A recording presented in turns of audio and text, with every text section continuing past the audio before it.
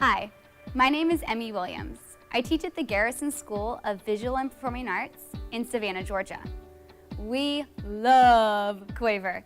So today, I want to take you through Lesson 4 from the first grade curriculum.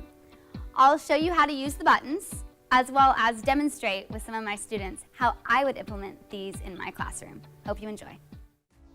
The first screen you'll come up to is the lesson selection screen. It's organized by grade levels across the top, and then lessons right underneath it.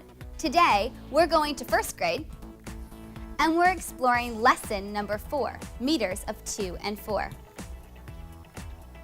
Here we are in the lesson overview. It's super organized. Right here, you're going to see all the screens in the lesson. Then you have a short overview of what you need to have ready to teach each of these screens. Let's look at the lesson plan available right here. Here are your lesson plans. Here is everything you need. Your purpose statement, your objectives, which you can turn into essential questions, the time that you're going to need to teach the lesson, all of the national standards that you can relate to your state standards if needed. There's also the materials or the resources you're going to need from your classroom, and then the music or the songs you'll be learning in this lesson. Each screen is then broken down into more detail so you can be adequately prepared. The best part is then all you have to do is print them or save them as a PDF and submit them to your principal or supervisor, and bam, lesson plans are done for the week. So I've reviewed my lesson plan and I'm ready to teach. But before I launch, I like to check out the Overview tab. It gives you one-sentence reminders about what each screen is going to be presenting. There's also the Objectives tab. Now it's time to launch the lesson. Here we are at the Welcome screen. Navigation down here. Everything is just a click away. Notice these tabs right here. Your electronic word wall with all the vocabulary and keywords for the unit, and review if you want to take a moment and look back at what you did last class. Everything is right here. Now, to set the stage, simply push play and welcome your students in. If you need a little extra time, there's even a repeat feature, so they can come on in and find their spots. My kids love this song.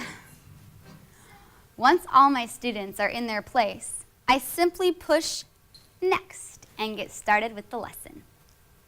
So we wrapped up that lesson, just like the note said, having the kids count in a beat of 1, 2, and then I added my own personal touch, having them say in their high voice and their low voice, because my students are also exploring their 4 voices and ensuring really good singing voices versus speaking voices.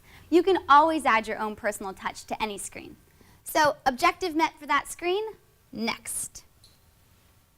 So here we are on this screen, and this comes to you from class play. So you'll notice lots of layers down here. I'm going to start my kids hearing this song with a chanting voice. You can also have a singing voice, or you can turn them completely off.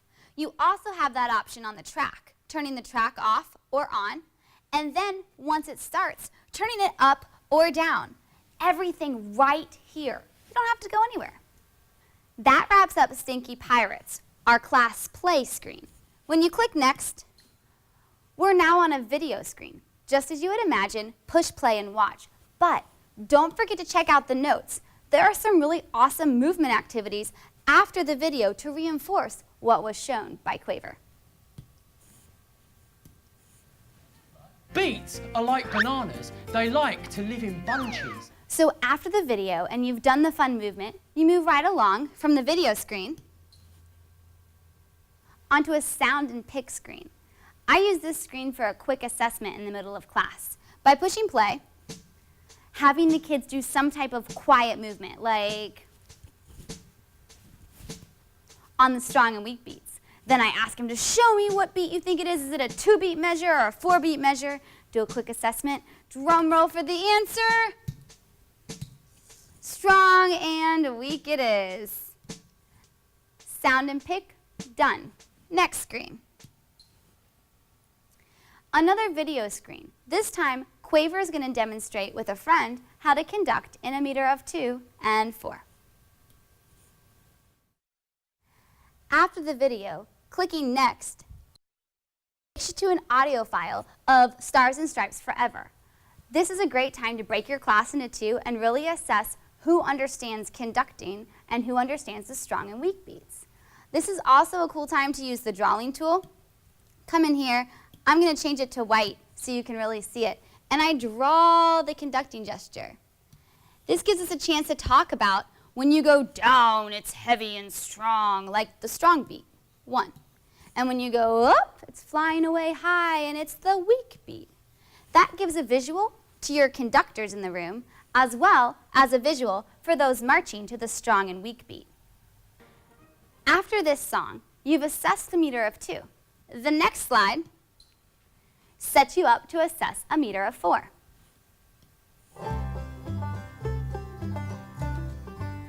After this song's over, you click next to one of my favorite screens, the What We Learned Today Overview screen. It allows you to quickly see and assess if the kids understood and are retaining what you did today, as well as review your word wall, and a big round of applause. So you've made it to the end of the lesson, but there's some extra time left in class. No sweat. Simply click the number, and you can go back to any of the screens from today. My students love to sing Stinky Pirates, so I'm going to go there and have a fun song as we exit the room. If you don't want to redo a song, you can always continue forward in the extension activities provided in the lesson. Let me go back to the What We Learned Today screen. So instead of going back to Stinky Pirates, I'm going to go forward to an extension activity. There are activities and songs here that allow you to reteach, reinforce, or assess your kids' knowledge of the meter of 2 and 4, and it continues from there. So this extension activity is a class play. You've seen those layers before. Let me show you a couple more. This extension activity is a media slideshow. You know there's going to be one other slide over here. I like this activity because it reinforces the strong and the weak beat and allows you to transfer that to what they're doing in class, counting by 2s, an immediate cross-curricular activity. There's also extension activities that allow the kids to get up and use the board with you. For example, assessing a meter of 2 by allowing the kids to drag different body percussions into the blocks. A lot of times I limit them to staying within the colors, but you could also have them fill all of them. And they get to pick which track they want to hear, and the whole class goes. Or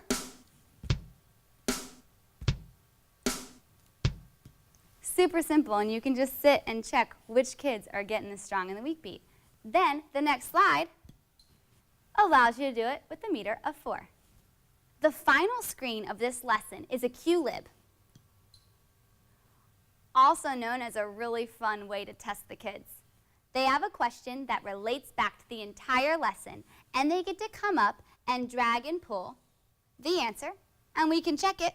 Dig it. And immediate results. Simply click the arrow, and you have the next question. So that's the end of the lesson.